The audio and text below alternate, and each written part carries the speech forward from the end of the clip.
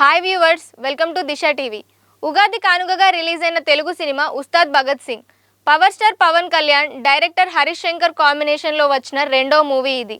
ముందుగా శ్రీరామనవమి పండగ సందర్భంగా మార్చ్ 26న రిలీజ్ చేయాలని అనుకున్నారు. చివరి నిమిషంలో నిర్ణయం మార్చుకొని ఒక వారం ముందుగా అంటే మార్చ్ 19న ప్రపంచవ్యాప్తంగా ప్రేక్షకుల ముందుకు తీసుకొచ్చారు.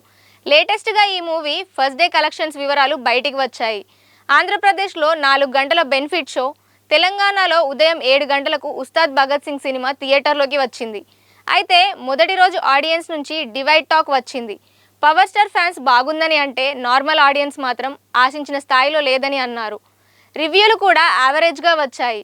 దానికి తగ్గట్లుగానే ఓపెనింగ్ డే కలెక్షన్స్ కూడా వచ్చాయి. మేకర్స్ అఫీషియల్ పోస్టర్ రిలీజ్ చేయలేదు, కానీ ట్రేడ్ వర్గాల ప్రకారం ఈ మూవీ తొలి రోజు వరల్డ్ వైడ్గా 37.17 కోట్ల షేర్ వసూలు చేసినట్లు తెలుస్తోంది.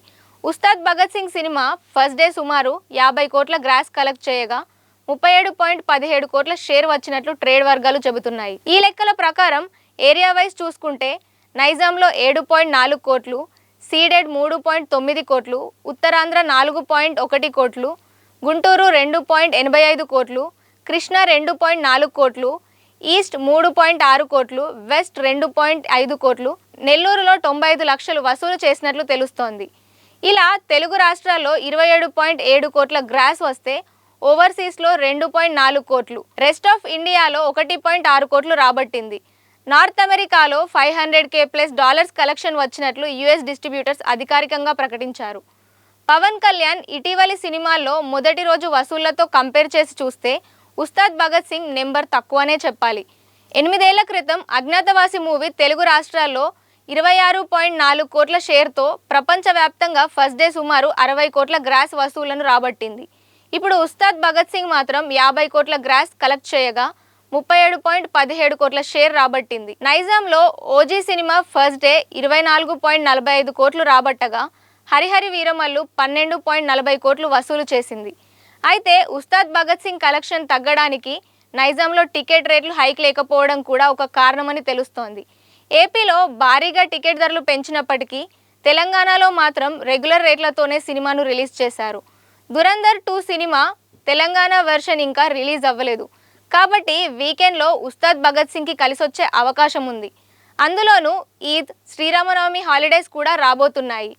బాక్సాఫీస్ దగ్గర పవన్ కళ్యాణ్ సినిమా ఎలాంటి వసూళ్లు రాబడుతుందో చూడాలి. మైత్రి మూవీ మేకర్స్ నిర్మించిన ఉస్తాద్ భగత్ సింగ్ మూవీలో శ్రీలీల, రాశి ఖన్నా హీరోయిన్లుగా నటించారు.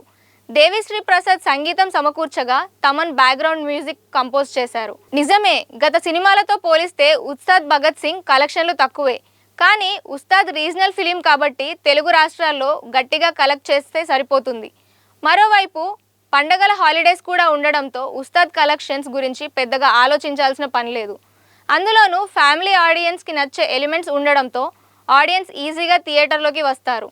మరియు మూవీకి పెట్టిన బడ్జెట్ కూడా తక్కువే అవ్వడంతో పెట్టిన డబ్బులు ఈజీగానే వచ్చేస్తాయి. ఈ సినిమాకి ఇంకో ప్లస్ పాయింట్ ఏంటంటే దురంధర్ ఇప్పటి వరకు తెలుగులో రిలీజ్ అవ్వలేదు. కాబట్టి ఉస్తాద్కి ఇదొక పెద్ద అడ్వాంటేజ్. ఉస్తాద్ మానియా ఇంకో వారం రోజులు ఇలానే కొనసాగితే పెట్టిన డబ్బులే కాదు, లాభాలు కూడా గట్టిగానే వస్తాయి.